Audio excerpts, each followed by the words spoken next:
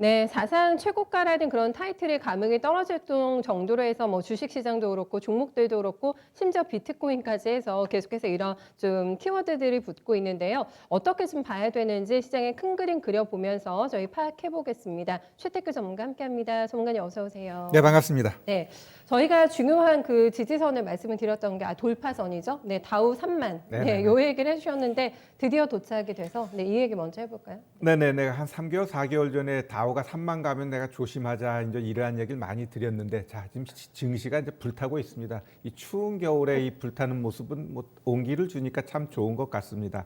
자, 지금 우리 시장 같은 경우도 외국인이 그 3월달 그 하락장에서도 안 샀는데 왜 굳이 지금 이 시장에서는 이렇게 공격적으로 매수를 할까? 그것은 결국 글로벌 증시를 보면은 답이 나올 것 같습니다. 일단 뭐 대만 가권 같은 경우도 월봉 보시면 그냥 막 역사적인 신고가 치고 날아가고 있고요. 그다음에 일본 니케이도 걸어보지 않은 길을 걸어가고 있습니다. 자, 그러면 결국 제가 항상 이야기했던 뭐 나스닥 S&P는 워낙 또 잘 갔는데 가장 안 갔던 게 다우였고, 다우가 3만을 가게 되면 조심하자 이런 얘기를 말씀드렸는데, 제가 그때 그 당시에 그랬습니다. 3만 가게 되면 1, 2주를 조심하자. 1, 2주에서 어떤 변화가 안 나타나면 한 2개월까지는 상승이 이어질 수 있다 이렇게 좀 말씀드렸는데, 네. 자, 그러면 지금 시장이 어떤 엄청난 호재로 인해서 가느냐라고 했을 땐 제가 봤을 땐 결국 주식시장의 투기꾼들은 한번 의미 있는 숫자를 만들겠다라는 것 같아요. 시장이 그닥 좋은 건 없지만 한번 제대로 올려가지고 불꽃 장사를 만들자라는 게 지금의 상승인 것 같습니다. 제니 옐런이 등장하면서 시장에서는 결국 제니 옐런은 부양책에 대해서 뭔가 제대로 드라이브 걸 거야라고 하는데, 제니 옐런이 부양책 내놓는다고 그래가지고 공화당이 거기에 맞춰서 해주느냐 그랬을 때 그건 또 아니거든요. 코로나 같은 경우도 치료제 분명히 계속해서 뭐 90% 이상인 치료제가 자꾸 등장하고 있는데, 네. 그것들이 시장에 실질적으로 공급되는 그 시점까지 코로나가 아무 문제 없이 잘 넘어갈 수도 있느냐라고 했을 때 이 12월 달 한번 체크해 봐야 됩니다. 즉 다시 얘기해서 코로나로 인해서 또 언제든지 문제가 발생될 수 있고요. 특히 가장 중요한 것은 그것인 것입니다. 지금 저금리 상태에서 시장이 엄청나게 유동성을 공급하고 있는데 네. 제니 옐런이 더 한다고 해요. 그러면 우리가 풍선을 불 때 거기다가 바람을 불면은 일정 부분까지 늘어나는데 거기다가 바람을 더 불면 어떻게 해요? 터져버리거든요. 그러면 주식시장에서도 얘가 커버해 줄 수 있는 부양 규모가 있는데 거기다가 경기 안 좋으니까 무지막지하게 유동성 계속 공급하게 되면 결국 그게 버블이 되면서 우리 과거에 경험했던 많은 대폭락장의 연속이 이어지게 돼 있는 겁니다. 그러면 여기서는 이제 시장은 연착륙이든 경착륙이든 그러한 쪽으로 시장 아마 수뇌부들은 생각해야 될 것 같고요. 그러한 부분에 있어서 네. 지금 모두가 박수 칠 때 일정 부분 좀 조심하자. 불이 활활 타는데 너무 가까이 가서 있으면 신발도 타고 옷도 타거든요. 네, 그러한 상처 안 받기 위해서라도 지금 시장 분명히 좋고, 이러한 시장 상승은 내가 봤을 때 그럼 연말까지 이어져요. 그래서 다음 주에 미증시에서 어떤 변곡이 안 나타나면 네. 연말까지는 이 상승 즐기고 연말 되는 시점부터는 좀 현금 좀 늘리자 이렇게 좀 말씀드리겠습니다. 네, 사실 저희가 3만 돌파를 전문가님께서 이게 돌파선으로 얘기해 주실 때만 해도 저희가 받아들이지 않았던 호재들이 지금 추가 플러스 알파가 된 상황인 거잖아요. 네네네. 연련의장의 발탁도 그렇고 백신도 저희가 뭐 이건 예측할 수 없는 부분이었기 때문에 이런 게 계속 활용을 제공하고 있지 않습니까? 그래서 3만 돌파의 변곡점이 안 나오면은 추세 간다 이렇게 또 봐주신 거죠. 그때 약간 시각이 달라지신 거는? 네. 아니요.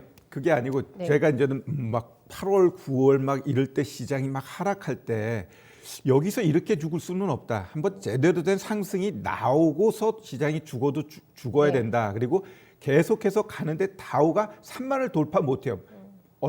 이 주식시장이라는 어떤 의미 있는 숫자를 한번 만들어 놓고 가는 게 이 주식시장이거든요. 그래야 네. 다음에 그 목표를 보고 또 시장이 형성되는 거기 때문에, 그렇기 때문에 요번에 3만 만들어 놨는데 제가 1, 2주라고 한 건 결국 다음 주 이 미국 증시는 이제 목요일 이후부터는 어찌 보면은 크게 이제 없잖아요. 네. 그렇게 되면 다음 주에 어떤 확 변화가 나타날 가능성이 있는데, 그러한 변화가 만약에 안 나타나면 없으면? 시장은 예, 다음 달까지 가는데 시장 상승보다는 오히려 지금 시장 보면 어때요? 막 그동안에 생각지 않았던 종목들이 빵빵 치고 가듯이 12월 달에는 그러한 모습이 한 번 더 연출될 수 있다라고 보는 거죠. 네, 알겠습니다. 그거는 다음 주에 조금 더 변곡 나오는지 안 나오는지 보고 더 체킹 도와드리면 될 것 같아요. 일단 지금의 시각은 그렇습니다. 우리 증시는 어떨까? 좀 풍선의 비유를 해주셨잖아요. 네, 공기가 더 들어갈 자리가 있을까? 이런 거를 계속 생각하게 되는데 외국인들이 계속 공기 넣어주는 것 같은데요. 아직 터졌다는 게 아닙니까? 국내 증시는?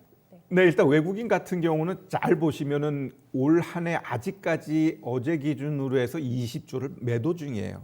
즉 10월 달까지 27조 팔고 이제 한 달 동안에 한 7조 정도 매수했는데 이들이 사고 싶어서 샀냐라고 했을 때 그게 아니고 결국 아까 대만 갔건 일본 니케이 지금 독일 닥스 같은 경우도 이제 조금만 있으면 아마 신고가가 나올 거예요. 그러면 네. 결국 이러한 흐름 속에서 외국인이 국내 한국이라는 나라에서 그냥 매도 쪽으로 간다라는 것은 또 아니거든요. 그래서 그러한 차원에서 떠밀리식으로 지금 매수를 하고 있고 잘 보시면 결국 외국인들이 주도적으로 사는 건 언제든지 시장에서 쉽게 팔고 나갈 수 있는 당장 내일 잘못됐을 때 내가 오늘 1조, 2조 팔았을 때 크게 데미지 안 먹고 팔 수 있는 그러한 종목 쪽으로 이제 네, 종목이 네. 들어오고 있죠. 그럼 잘 보면 어제 같은 경우 최근에 좀 바뀐 게 어제 그제 LG 화학 쪽으로 매수세가 들어옵니다. 많이 그다음에 됐어요. 예, 그다음에 이제 삼성전자, 그다음에 네. 삼성 SDI 두산피었어요. 어제는 이제 SO5일까지 들어왔는데 네. 그러면 그제는 어떠냐라고 했을 때 그제는 삼성전자, LG화학, SK하이닉스, 삼성 SDI 결국 전기전자와 그다음에 2차 전지 이들 쪽으로 수급이 들어가고 있고 결국 테슬라의 이러한 상승세가 2차 전지 쪽에 대한 어떤 분위기를 형성되는 거고 결국 대한민국에서 가장 수출 많이 하는 게 반도체니까 결국 또 반도체 쪽으로도 수급이 오고 있다 이렇게 좀 보여집니다.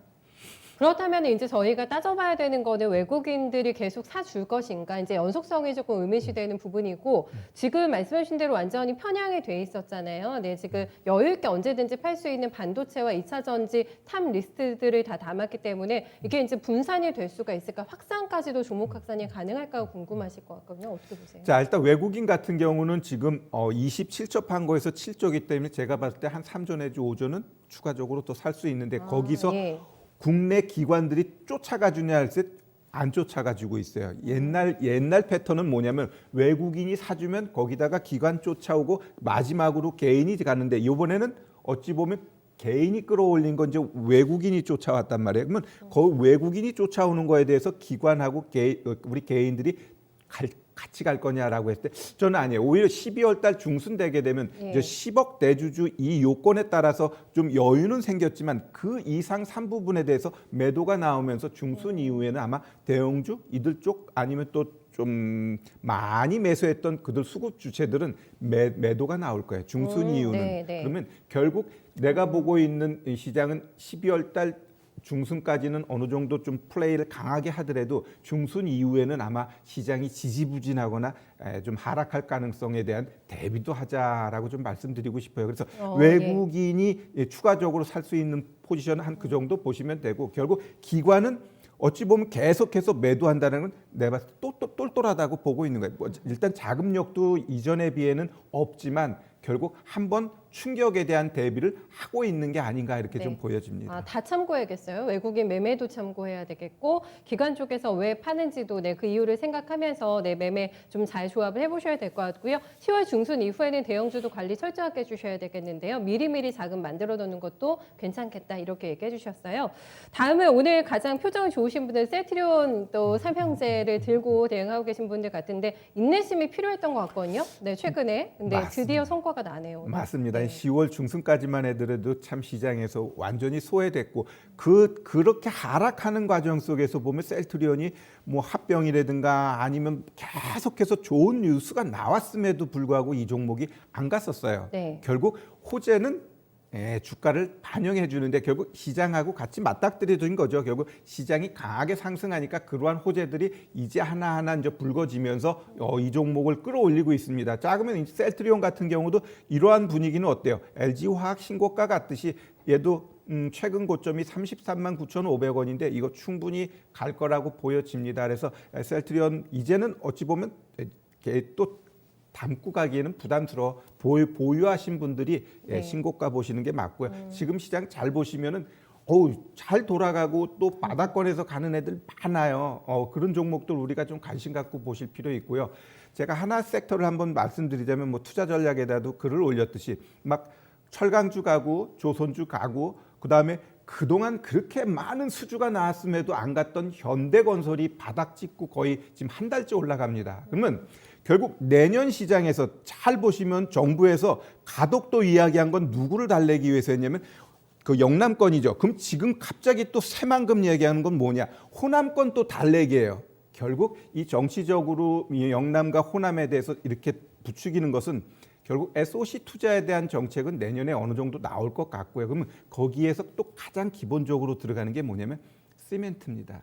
그럼 시멘트 관련된 종목 우리나라에 뭐 한 6, 7개 되는데 그들 종목 보면 몇몇 종목은 급등했다가 요새 조정 들어오고 또 이제 막 올라가려고 하는 종목들이 있어요. 그러면 시멘트 같은 경우도 최근 원가 부담 이런 거로 인해서 가격 인상 이야기도 있고 그렇거든요. 그럼 그러한 것 플러스 SOC 투자까지 생각한다면 한번 내년도를 바라보고 투자할 만한 건 시멘트 섹터가 아닌가 이렇게 좀 보여집니다. 네, 셀트리온으로 시작을 해서 시멘트로 이제 연결이 되는 전략인데 철저하게 보유자분들의 영역이라고 봐주시네요. 셀트리온 그룹주들은 참고 한번 해 보셔야 되겠습니다. 큰 그림 어떻게 그릴까요? 네, 제가 항상 이야기했던 모두가 박수치는 시장이 이제 연출됐습니다. 근데 잘 알아야 될 건 결국 산이 높으면 골이 깊거든요.